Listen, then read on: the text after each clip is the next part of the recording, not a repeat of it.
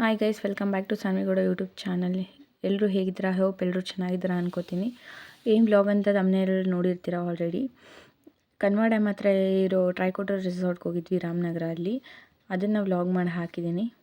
First ನಾವು ರೆಸಾರ್ಟ್ಗೆ ಹೋಗಿ ಚೆಕ್-ಇನ್ ಆದಮೇಲೆ ಬ್ರೇಕ್ಫಾಸ್ಟ್ ಮಾಡ್ಕೊಂಡಾದ್ಮೇಲೆ ಫಸ್ಟು ಗೇಮ್ಸ್ ಆಡೋಣ ಅಂತ ಹೋದ್ವಿ. ಗೇಮ್ಸಲ್ಲಿ ಫಸ್ಟು ಜಿಪ್ಲೈನ್ ಎಲ್ಲ ಮುಗಿಸ್ಕೊಂಡು ಬೇರೆ ಗೇಮ್ಸ್ ಆಡೋಣ ಅಂತ ಬಂದ್ವಿ. ಅಲ್ಲಿ ಎಷ್ಟೊಂದು ಗೇಮ್ಸ್ ಇತ್ತು. ಅಂದರೆ ಒಂದೊಂದು ಕಷ್ಟ ಅನಿಸುತ್ತೆ, ಒಂದೊಂದು ಈಸಿ ಅನಿಸುತ್ತೆ.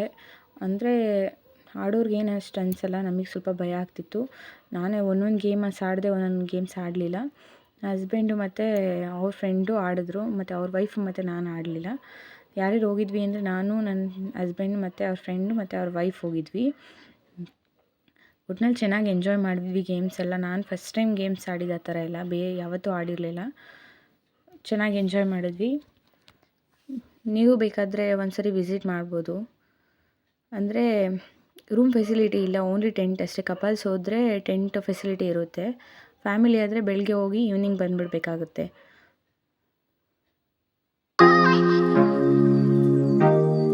ಹೋಗೋರು ಹೋಗ್ಬೋದು. ಅಂದರೆ ಗೇಮ್ಸು ಒಂದೊಂದು ಎಷ್ಟು ಟಫ್ ಇತ್ತು ಅಂತಂದರೆ ನೋಡೋಕ್ಕೆ ಭಯ ಆಗ್ತಿತ್ತು, ಅಷ್ಟಿತ್ತು. ಅಲ್ಲಿ ಗೇಮ್ಸ್ ಆಡಿಸೋರೆಲ್ಲ ತುಂಬ ಎದುರಿಸೋರು, ಚಮಕ್ ಕೊಡೋ ಥರ ಆಡೋದು, ಆ ಥರ ಎಲ್ಲ ಮಾಡ್ತಿದ್ರು. ಎಷ್ಟೊಂದು ಜನ ಅಂದರೆ ಫುಲ್ಲು ಅಂದರೆ ಭಯ ಥರ ಆಗ್ತಿತ್ತು. ಗೇಮ್ಸ್ ಎಲ್ಲ ಆಡಿಕೊಂಡು ನೆಕ್ಸ್ಟು ಸ್ವಿಮ್ಮಿಂಗ್ ಪೂಲ್ಗೆ ಸ್ವಿಮ್ ಮಾಡೋಣ ಅಂತ ಹೋಗೋಣ ಅಂತ ಅಂದ್ಕೊಂಡ್ವಿ. ಬಟ್ ಅಲ್ಲಿ ಸ್ವಿಮ್ಮಿಂಗ್ ಪೂಲ್ ಇಲ್ಲ, ಬಾವಿ ಮಾಡಿದ್ದಾರೆ.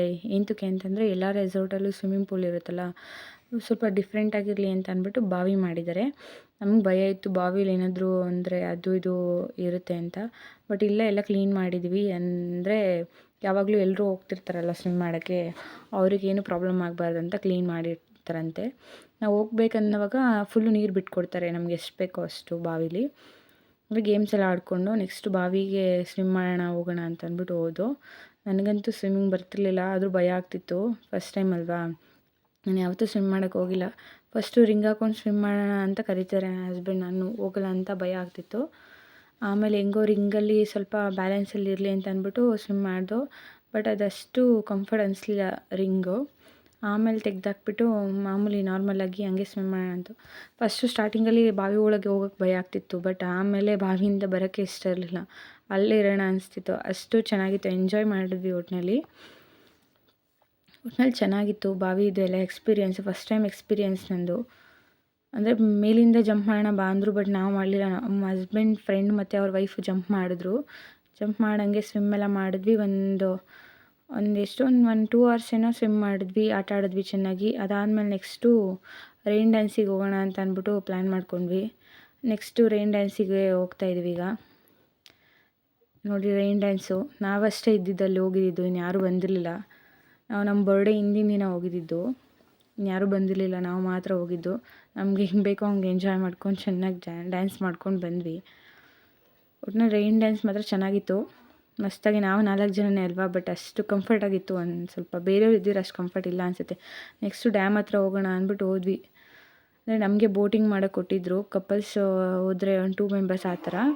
ನಾವೇ ಬೋಟಿಂಗ್ ತೊಗೊಂಡಿದ್ವಿ. ಒಟ್ಟಿನಲ್ಲಿ ದೊಡ್ಡ ಡ್ಯಾಮ್, ಭಯ ಆಗ್ತಿತ್ತು ಬಿದ್ದರೆ ಆ ಥರ ಎಲ್ಲ. ಬಟ್ ಆಮೇಲೆ ಏನಷ್ಟು ಒಂದು ಸ್ವಲ್ಪ ಕಂಫರ್ಟ್ ಅನಿಸ್ತು, ಚೆನ್ನಾಗಿತ್ತು. ಒಟ್ಟಿನಲ್ಲಿ ಬೋಟಿಂಗ್ ಎಕ್ಸ್ಪೀರಿಯೆನ್ಸ್ ಎಲ್ಲ ಚೆನ್ನಾಗಿತ್ತು. ನಾವೇ ಅಂದರೆ ಬೋಟಿಂಗ್ ಇದು ಮಾಡಬೇಕಲ್ವ, ಆ ಥರ ತೆಪ್ಪ ಅಂತಾರಲ್ಲ ಆ ಥರ ಚೆನ್ನಾಗಿ ಎಂಜಾಯ್ ಮಾಡಿಕೊಂಡು ಬೋಟಿಂಗ್ದೆಲ್ಲ ನೋಡ್ಕೊಬಂದ್ವಿ. ಈ ವ್ಲಾಗ್ನ ಇಲ್ಲಿಗೆ ಎಂಡ್ ಮಾಡ್ತಿದ್ದೀನಿ ಫ್ರೆಂಡ್ಸ್. ಇನ್ನೂ ಯಾರು ನನ್ನ ಚಾನಲ್ ಸಬ್ಸ್ಕ್ರೈಬ್ ಮಾಡಿಲ್ಲ, ಪ್ಲೀಸ್ ಸಬ್ಸ್ಕ್ರೈಬ್ ಮಾಡಿ.